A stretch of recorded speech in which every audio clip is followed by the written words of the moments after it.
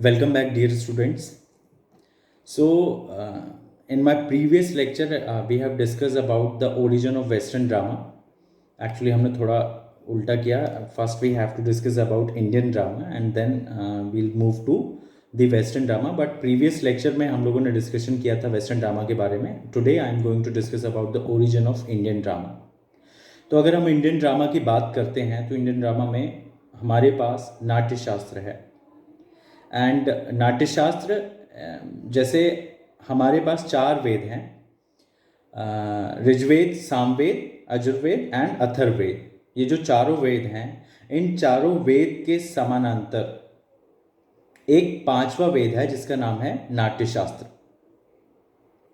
तो अगर हम इंडियन थिएटर की बात करते हैं तो उसके ओरिजिन की अगर हम बात कर रहे हैं तो हम नाट्यशास्त्र को इंडियन थिएटर का ओरिजिन या टर्निंग पॉइंट जो है वो मान सकते हैं.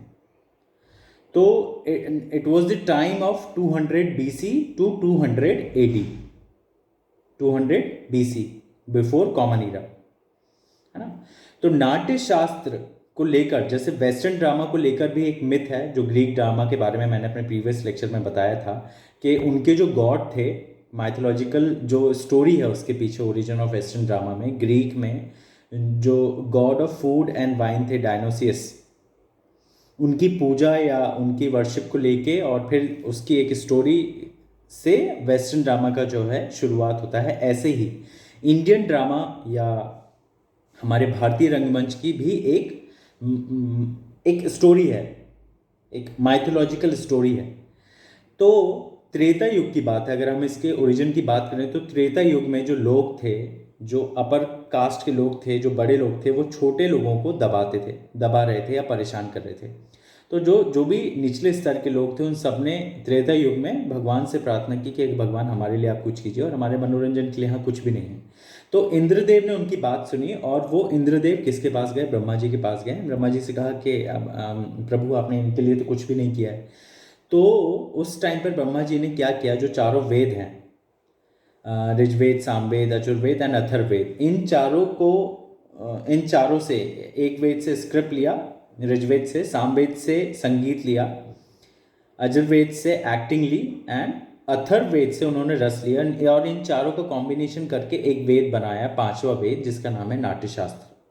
और उन्होंने किसको दे दिया? वो दे दिया उन्होंने इंद्रदेव को.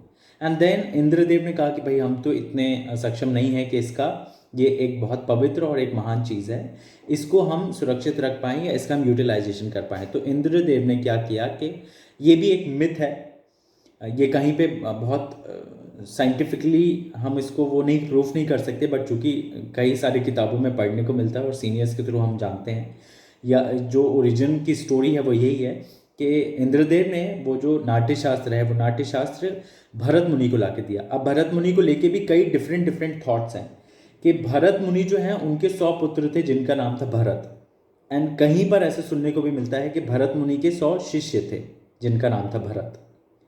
तो इंद्रदेव ने क्या किया, वो जो वेद है, पंचम वेद या जिसको नाट्यशास्त्र हम कहते हैं, वो वेद जो है वो भरत मुनि को ला के दिया और भरत मुनि ने उस वेद को लेकर उसको लिखना शुरू किया. और नाट्यशास्त्र जो है अभिनय, संगीत, मुद्रा, एक्सप्रेशन, पोयम, कविता, इन सारी चीज़ों का कंक्लूजन जो है, इन सारी चीज़ों को मिला करके एक ग्रंथ बनाया जिसका नाम है नाट्यशास्त्र. और इसको हमारे जो इंडियन थिएटर है उसका बेस पॉइंट जो है या टर्निंग पॉइंट या एक जो ग्रंथ है जिसमें अभिनय को लेके, संगीत को लेके, नृत्य को लेके, एक्सप्रेशन को लेके, भाव को लेके, रस को लेके, अगर कहीं पे कुछ एक किसी किताब से अगर हम पढ़ना चाहें या एक किसी बुक है या एक ग्रंथ है जिसमें सारी कुछ चीज़ें मिलती हैं तो वो नाट्यशास्त्र है.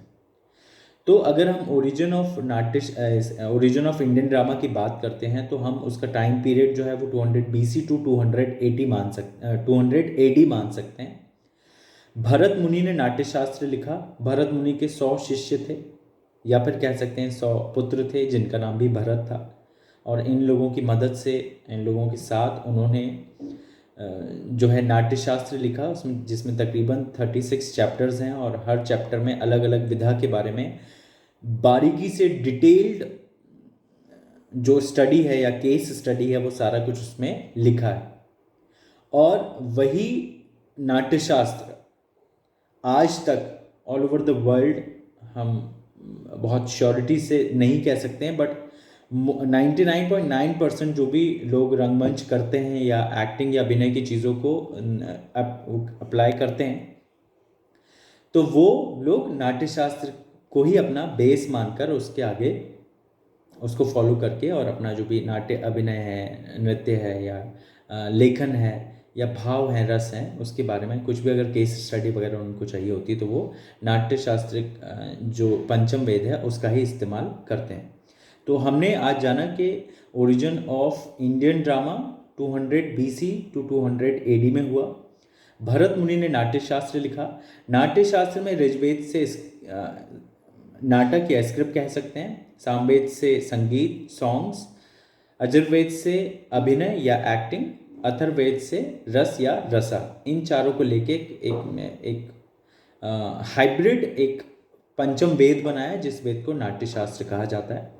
और ये त्रेता युग की बात है। ये जो माइथोलॉजिकल स्टोरी है, this story belongs to Treta Yuga, और उस टाइम पर ये लिखा गया था और आज तक उसके सिद्धांतों को जो भी रंगकर्मी हैं या कलाकार हैं, एक्टर्स हैं, लेखक हैं, संगीतकार हैं या जो भी लोग हैं, वो कहीं ना कहीं से नाट्यशास्त्र से या उस वेद से कुछ ना कुछ चीज़ें लेकर सीख रहे हैं और आगे भी सीखते रहेंगे। सो आई थिंक आपको ये जो basic, this is very basic detail में भी हम इसके बारे में और आगे पढ़ेंगे, but in this particular video I wanted to talk about the origin of Indian drama. So that's all for this lecture. Next किसी लेक्चर में अगले किसी टॉपिक के साथ मिलेंगे। अगर आपने मेरे चैनल को सब्सक्राइब नहीं किया तो प्लीज़ कर लीजिए। Please hit the icon, bell icon button, so that you will easily get the update of next video, and thank you all.